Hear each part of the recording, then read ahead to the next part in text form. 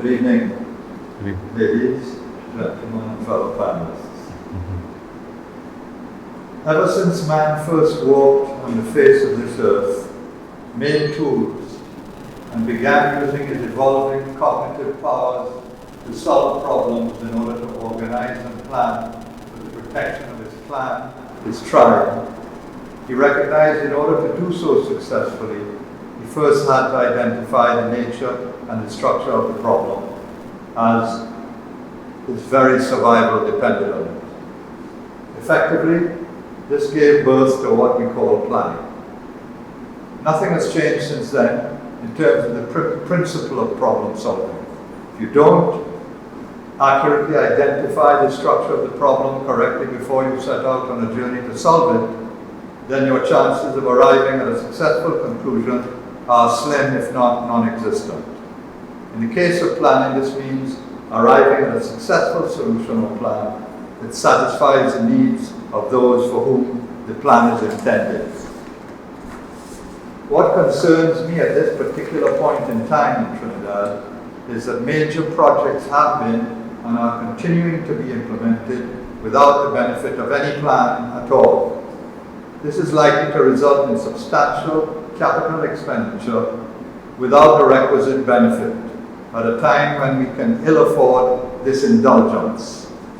From simple observation, it should be self-evident to all concerned that our city's physical environment and its functioning has substantially deteriorated over the last 60 years, notwithstanding the fact that billions of dollars have been spent on capital works projects and millions on preparing plans to help rejuvenate the city.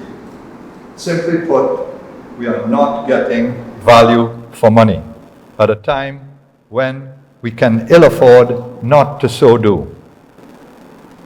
Are we as planners failing, or is the entire planning process failing? Shiny, bright new skyscrapers sitting cheek by jowl alongside shanty structures and vacant open lots, with vagrants sleeping and dying in our streets that continue to be subjected to flooding and traffic congestion in downtown Port-of-Spain, is lamentably not my idea of development. Anyone who thinks otherwise must be viewing the city through dark lenses that blind them from the truth, and the truth is that some interest groups are being left behind, literally and figuratively, with the visible face of the city reflecting this dichotomy and conflict. I lived in St. Vincent Street as a boy. We walked to school, to the cinema, to the grocery store, to the savannah, and when the distance was too great, I took the tram car or an electrically driven trolley bus to downtown. Both my parents rode to work on bicycles. Can you imagine over 75 years ago, an electrically powered people mover and the use of bicycles and people walking? Hey, we were well ahead then in respect of the UN's recent and much heralded race to zero. Wish we could turn the clock back, but times they are changing, unfortunately for the worse, with the exodus of city dwellers leaving the city to live in the suburbs, taking with them all their marbles, their shopping malls, their cinemas, their schools, fitness centers, resulting in a serious loss to the city, not only in terms of its resident population, but also its rich variety of city activities that once kept the city alive round the clock. In short, what is left of the city possesses no visual cohesion, no overall visual consistency or balance, and most importantly, no reflection of any integrated sense of purpose or planning in satisfying the needs of all sectors of the society. And yet we continue to have these talk shows. To what effect? I'm interested in the talk show for one purpose, and that is that it might produce tangible results, that this might be just one of the beginning of a number of meetings that Brian might have sparked off. When planners have been commissioned to do serious planning and the plans are not adopted, and ad hoc and piecemeal decisions continue to drive development without the benefit of any form of plan, that it is time we get our priorities right. The sooner we recognize that proper planning is being bypassed, the better our chances will be as planners in helping to arrest the continuing decline of our city and regain our relevance as planners. While we are busy tending to the roses in our garden, a big bulldozer is driving an ugly swath through our manicured lawns, literally behind our very backs. We need all planners to come together now, not so much to talk about the art of planning, but to formulate a strategy to counteract the lack of any sense of direction and methodology currently followed by all players in the planning process. In short, planners need to ask the question, what do all the king's planners and all the king's men have to do to put the city back together again? To move forward, we first need to re-examine the processes and priorities, or lack of them, that we have in the past adopted and which have led to this sorry state of affairs, and develop an alternative strategy to ensure that the plans we do prepare do not end up in the dustbin.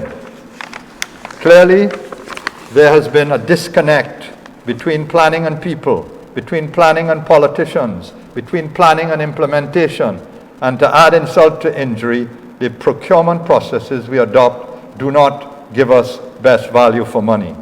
What has happened to the procurement legislation has been sitting there for donkey's years.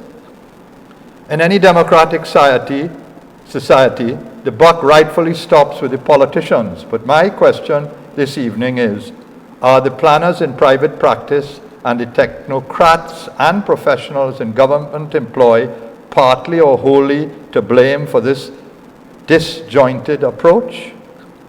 After all, political decisions are designed primarily to win votes in order to stay in power. No surprise about that. So inevitably, decisions are made for short-term political gain without the benefits of long-term planning. In effect, decisions are often made by VAPs. The result, musical chairs, with any change in a political party in power resulting in the automatic cancellation or shelving of projects that form part of the previous government's development program. Talk about a lack of continuity and a lack of vision and a lack of value for money. Well, they couldn't do better.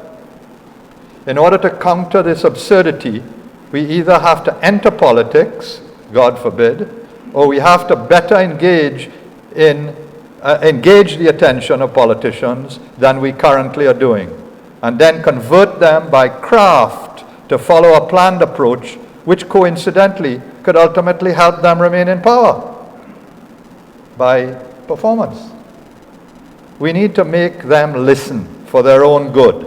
We need to convince the politicians that by doing the right thing, they will win votes. People can no longer be easily fooled, as gerrymandering and the offer of handouts clearly demonstrated in the recent THA elections. Additionally, while Rome burns, we professionals in our comfortable suburban ivory towers often pontificate and plan without the benefit of serious dialogue with the people for whom we should be planning.